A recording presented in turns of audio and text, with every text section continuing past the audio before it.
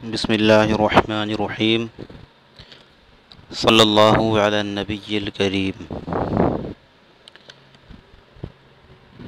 ہم لوگوں نے پچھلے درس میں مبحث اول جس میں اسم کا بیان تھا اسے پڑھا اور سنا۔ آج ہم لوگ مبحث ثانی پڑھیں گے جس میں فعل کا بیان ہے۔ تو مؤلف حفظہ اللہ تعالی پہلے فعل کی تعریف بیان فرمائیں گے اور پھر اس کے بعد اس کی چند علامتیں بیان فرمائیں گے۔ دیکھیے ہم لوگ پڑھتے ہیں، اب آپ حضرات کے سامنے موجود ہے۔ دیکھیے مؤلف فرماتے ہیں المبحث الثانی، یعنی دوسری بحث۔ مبحث کا معنی آپ لوگ جانتے ہیں، اس میں ظرف یعنی بحث کرنے کی جگہ۔ تو اس میں یہی بحث کی جائے گی فعل کے تعلق سے، مطلب کہ فعل کیا ہے، کسے کہتے ہیں اور فعل کی علامتیں کیا ہیں۔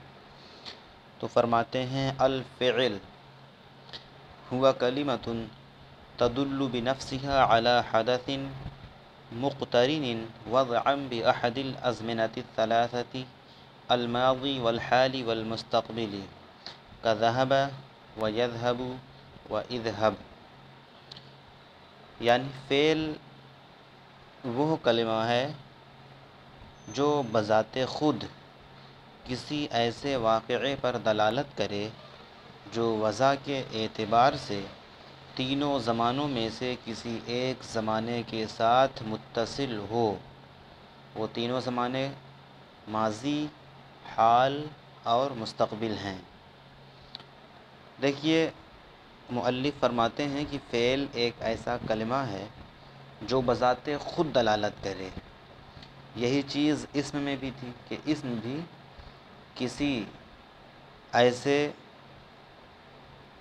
لفظ پہ دلالت کرتا ہے جس میں بذات خود اس کا معنی موجود ہوتا ہے، لیکن اسم میں اور فعل میں فرق یہ ہے کہ اسم میں کوئی معنی وضع کے اعتبار سے نہیں پایا جاتا، لیکن فعل میں ایک قید بڑھ جاتی ہے علی حدث مقترن وضعا بأحد الأزمنة الثلاثة، یعنی ایک ایسے واقعے پر، ایسے حدث پر، ایسے معنی پر دلالت کرے جو وضع کے اعتبار سے تینوں زمانوں میں سے کسی ایک زمانے کے ساتھ متصل ہو۔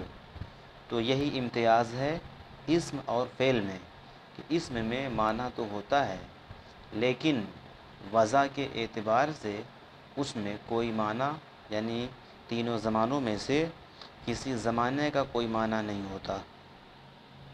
دیکھیے اس کی مثال فرماتے ہیں کہ کذہب، یعنی وہ گیا، یہ ماضی کی مثال ہو گئی۔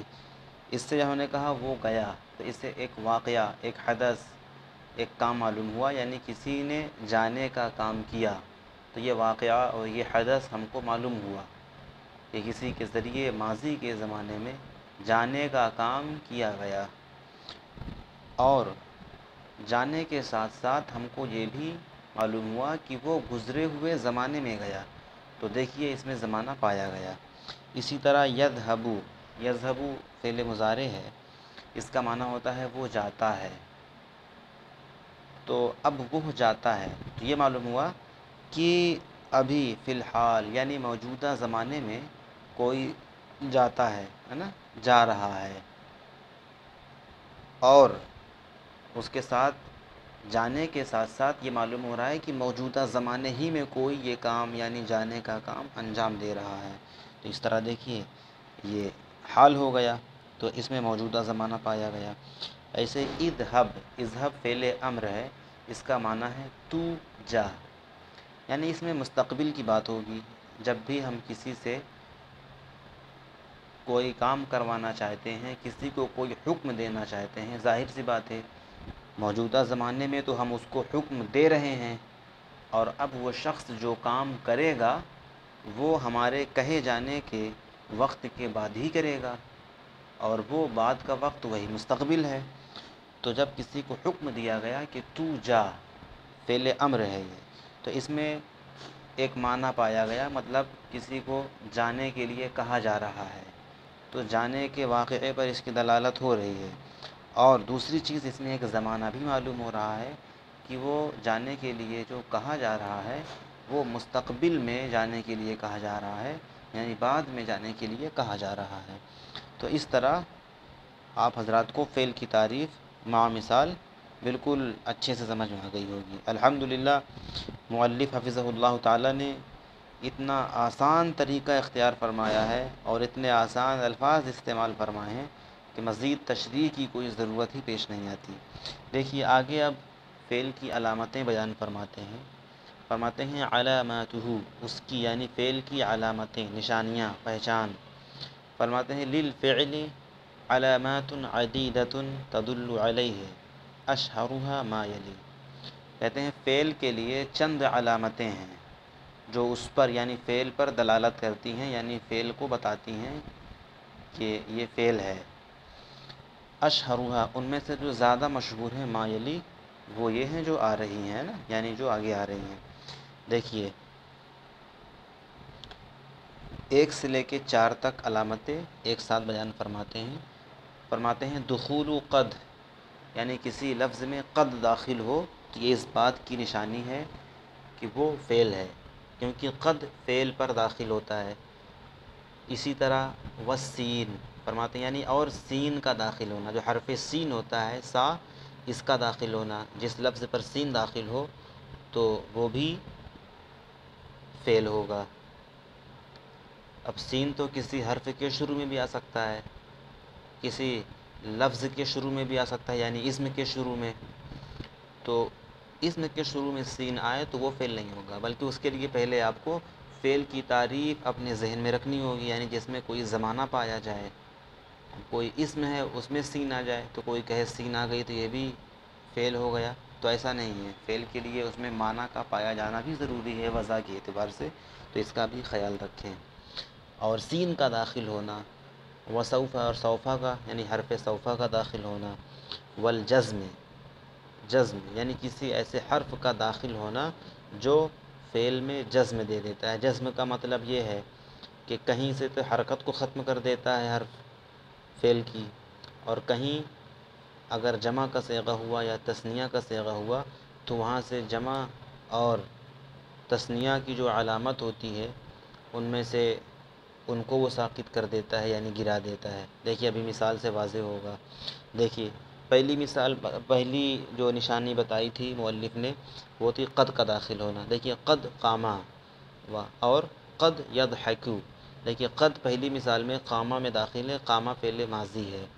اب قد قامہ کہا گیا، قد داخل ہے تو یہ سمجھ لیجئے کہ قد قامہ فعل ہے، اسم نہیں، کیونکہ قد یہاں پہ داخل ہے۔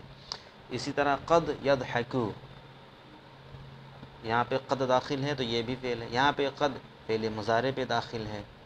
اب قد فعل ماضی پہ داخل ہو تب اس کا معنی کیا کرتے ہیں، فعل مضارع پہ داخل ہو تب کیا معنی کرتے ہیں، تو یہ انشاءاللہ جب یہ بحث آئے گی حروف کی تب اس کو ہم لوگ پڑھیں گے۔ یہاں فی الحال آپ حرف قد جو ہے اس کو یاد رکھیں کہ قد کا داخل ہونا یہ فعل کی علامت ہے۔ دوسری علامت بتائی تھی مؤلف نے سین کا داخل ہونا، تو اس کی مثال پیش فرماتے ہیں ستذهبو، ستذهبو یعنی انقریب تو جائے گا، تو سین داخل ہے تذهبو پہ، تو سین کا داخل ہونا یہ بتاتا ہے کہ یہ فعل ہے۔ اور تیسری مثال میں حضرت نے فرمایا سوفا کا داخل ہونا، تو دیکھیے یعنی تیسری نشانی جو بتائی تھی، تو سوفا نذهبو، سین اور سوفا دونوں مستقبل میں کرنے کے لیے آتے ہیں، لیکن کچھ فرق ان میں ہوتا ہے جو انشاءاللہ اسی کے مقام پر ہم لوگ پڑھیں گے۔ دیکھیے سوفا نذهبو، سوفا داخل ہے نذهبو پر، تو یہ اس بات کی علامت، پہچان اور نشانی ہے کہ سوفا نذهبو میں نذهبو فعل ہے، کیونکہ نذهبو پہ سوفا داخل ہے۔ اور چوتھی جو نشانی بتائی تھی جزم، یعنی کسی حرف جازم کا داخل ہو جانا جو فعل میں جزم کر دے، یعنی جزم پیدا کر دے۔ دیکھیے جیسے ولم، یعنی واو تو عطف کے لیے ہے، لم یذهبو وہ لوگ نہیں گئے، یذهبو اصل میں یذهبون تھا، اس کے آخر میں نون تھا، اور یہاں پہ لم حرف جازم آ گیا تو اس نے نون کو ساقط کر دیا، یعنی اس کو تو اسی کو یہاں پہ کہتے ہیں جزم دے دیا، فعل کو اس نے نون کو گرا دیا۔ تو لم کا داخل ہونا حرف، اور حرف جازم اور بھی ہیں، لم کے ساتھ لمہ بھی حرف جازم ہے، تو وہ بھی فعل پہ داخل ہوتا ہے۔ دیکھیے 1 سے 4 تک نشانیاں ہو گئیں یہاں تک۔ اب 5 تا 7 بیان فرماتے ہیں۔ دیکھیے وَاتصال الضمیر البارز المرفوع، یعنی ضمیر بارز مرفوع متصل کا داخل ہونا۔ آپ اس طرح کہہ لیں، یا ضمیر بارز مرفوع کا متصل ہونا، یعنی کسی لفظ میں ضمیر بارز مرفوع متصل ہو تو اس بات کی نشانی ہوگی کہ وہ فعل ہے۔ دیکھیے ضمیر ایک ضمیر متصل ہوتی ہے، ایک ضمیر منفصل ہوتی ہے۔ ضمیر متصل اسے کہتے ہیں جو ملی ہوئی ہو فعل سے، اور ضمیر منفصل یہ الگ سے ہوتی ہے، ملی ہوئی نہیں ہوتی ہے فعل سے۔ تو 5ویں نشانی ہے ضمیر بارز مرفوع کا متصل ہونا۔ دوسری نشانی ہے، یعنی 6ٹھی نشانی، تائے تانیث ساکنہ کا متصل ہونا۔ تائے تانیث متحرکہ کا نہیں، تائے تانیث ساکنہ، اور یہ لمبی والی تا ہوتی ہے۔ ایک ہوتی ہے تائے تانیث متحرکہ جو اسم میں آتی ہے، جیسے لفظ ساکنتن میں جو آخر میں تا گول تا آ رہی ہے، ساکنتن، تو یہ تو متحرک ہے، اس میں 2 پیش آ رہے ہیں، یا اعراب کے لحاظ سے 2 زبر 2 پیش 2 زیر جو بھی آئیں، مطلب وہ متحرک ہوتی ہے۔ لیکن فعل میں جو تائے تانیث آتی ہے وہ ساکنہ ہوتی ہے۔ تو جو تائے تانیث فعل کی نشانی ہے وہ تائے تانیث ساکنہ ہے، جو لمبی کر کے لکھی جاتی ہے۔ اور 7ویں نشانی ہے ونون التاکید، یعنی تاکید کے دونوں نونوں کا متصل ہونا، یہ بھی فعل سے متصل ہوتے ہیں۔ تاکید کے دونوں نون، یعنی ایک ہوتا ہے نون تاکید ثقیلہ جس میں تشدید ہوتی ہے، اور ایک ہوتا ہے نون تاکید خفیفہ جس میں تشدید نہیں ہوتی بلکہ وہ نون ساکن ہوتا ہے۔ نون تاکید ثقیلہ یعنی جو ثقیل ہو، یعنی اس میں تشدید آتی ہے، اس لیے اس کو ثقیلہ کہتے ہیں، ثقیلہ۔ اور دوسرا نون ہے نون تاکید خفیفہ، یعنی جس میں تشدید نہیں ہوتی بلکہ وہ ساکن ہوتا ہے۔ نحو، دیکھیے اب مثال بیان فرماتے ہیں۔ پہلے ضمیر بارز مرفوع کا متصل ہونا وہ دکھائیں گے۔ دیکھیے جیسے شربتو، شربتا، شربتے، تو اس میں دیکھیں اصل ہے شرب، اس کا مادہ ہے شریبہ یشربو پینا۔ شربتا تو نے پیا، شربتو میں نے پیا، شربتے تو مؤنث نے پیا۔ تو دیکھیے شربتا پڑھیں یا شربتو پڑھیں یا شربتے پڑھیں، ان میں آخر میں کیا ہے؟ ضمیر بارز مرفوع متصل ہے، اسے نا جو تا تی یا تو آ رہا ہے یہی ضمیر بارز مرفوع ہے۔ یعنی مرفوع کا مطلب جو حالت رفعی کا پتہ دے، یعنی جو فاعل کے بارے میں بتائے۔ اب شربتو میں نے پیا، تو وہاں پہ تو ضمیر سے میں نے کا ترجمہ ہو رہا ہے، تو مطلب میں نے پیا تو میں فاعل ہوا۔ شربتا تو نے پیا، تو وہی تا یعنی جس کا معنی تو کرتے ہیں وہ فاعل ہو جائے گا، اور فاعل مرفوع ہوتا ہے تو وہی ضمیر بارز مرفوع کا مطلب ہوا۔ اور متصل ہے یہ فعل سے، شربتو، شربتو، شربتے، شربتو، شربتا، مطلب جو بھی پڑھیں تینوں میں سے، تو یہ ملی ہے، الگ سے نہیں ہے، تو وہی اتصال کا مطلب ہے ملی ہوئی ہونا۔ دیکھیے 6ٹھی جو نشانی بتائی تھی انہوں نے تائے تانیث ساکنہ کا متصل ہونا۔ تو دیکھیے شربت، اس مؤنث نے پیا، تو یہاں پہ لمبی تا لکھی ہوئی ہے نا، اور تائے تانیث ہے، یہ ساکنہ بھی ہے اور متصل ہے، یہ اتصال سب میں پایا جائے گا، یعنی ضمیر بارز مرفوع کا متصل ہونا، تائے تانیث ساکنہ کا متصل ہونا، تاکید کے دونوں نونوں کا متصل ہونا۔ تو شربت یہ مثال ہو گئی تائے تانیث ساکنہ کی، جو شریبت میں آخر میں تا ہے، ساکنہ ہے اور لمبی کر کے لکھی گئی ہے وہی۔ تیسری نشانی تاکید کے دونوں نونوں کا متصل ہونا۔ پہلے نون تاکید ثقیلہ یعنی جس میں تشدید آتی ہے۔ دیکھیے ولا یکتبن، تو یہ ولا یکتبن کے آخر میں جو نون ہے اور اس میں تشدید ہے، تو یہی ہے نون تاکید ثقیلہ، اور اس میں تاکید ہو جاتی ہے۔ ولا یکتبن کا معنی ہوگا کہ وہ ضرور لکھے گا، تو یہ نون تاکید ثقیلہ ہو گیا پہلا نون۔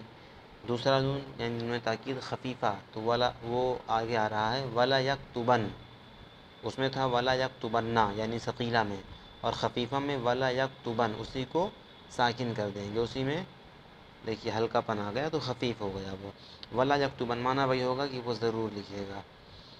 اور ولی یکتبن یہ فعل امر ہے، لیکن یہاں پر بھی مقصود دکھانا وہی آخر میں ہے کہ اس فعل میں آخر میں دیکھیے نون آیا ہوا ہے، نون تاکید خفیفہ، ولی یکتبن چاہیے کہ وہ ضرور لکھے، تو 7 نشانیاں ہو گئی۔ 8ویں نشانی کہتے ہیں والتصریف الی الماضی والمضارع، یعنی ماضی اور مضارع کی طرف متصرف ہونا، متصرف ہونا یعنی اس کی گردان آنا، ماضی اور مضارع کی گردان آنا، جس لفظ سے ماضی اور مضارع کی گردان آئے تو یہ سمجھ لیجئے وہ فعل ہے، جیسے قام یقوم، ضحک یضحک، فعل یفعل، قرأ یقرأ، کوئی بھی فعل لے لیجئے، تو تشریف یعنی اس کا پھر جانا ماضی اور مضارع کی طرف، تو جس لفظ کو ماضی اور مضارع کی طرف پھیرا جائے، یعنی ماضی اور مضارع کی طرف پھیرنا، یعنی جس لفظ سے ماضی اور مضارع آئے،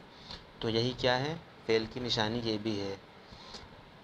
9ویں پہچان ہے وَقَوْنُهُ أَمْرًا أَوْ نَهْيًا، یعنی اس کا یعنی لفظ کا امر ہونا یا فعل ہونا، اگر کوئی لفظ امر ہے یا نہی ہے، قَوْنُهُ أَمْرًا أَوْ نَهْيًا یعنی اس کا امر ہونا یا نہیں ہونا، جیسے کہتے ہیں نا اردو میں کہتے ہیں تو کر یا تو نہ کر، تو کر تو یہی امر ہو گیا یعنی حکم دیا جا رہا ہے، اور تو مت کر تو یہی نہیں ہے یعنی کسی کام کو نہ کرنے کا حکم دیا جا رہا ہے، منع کیا جا رہا ہے کسی کام کے کرنے سے۔ تو عربی میں اسی کہیں گے جیسے افعل تو کر تو یہ امر ہو گیا، تو یہ فعل کی نشانی ہے امر ہونا، لا تفعل تو مت کر تو یہ نہیں کی نشانی ہو گئی، جس لفظ میں کسی کام کے نہ کرنے کا حکم دیا جائے تو وہی نہیں ہو جائے گا اور زمانہ سب میں پایا جائے گا۔ تو اس طرح سے یہ دوسری بحث جس میں فعل کا بیان تھا یہ مکمل ہو گئی۔ اب انشاءاللہ اگلے بحث میں ہم لوگ انشاءاللہ حرف کا بیان پڑھیں گے۔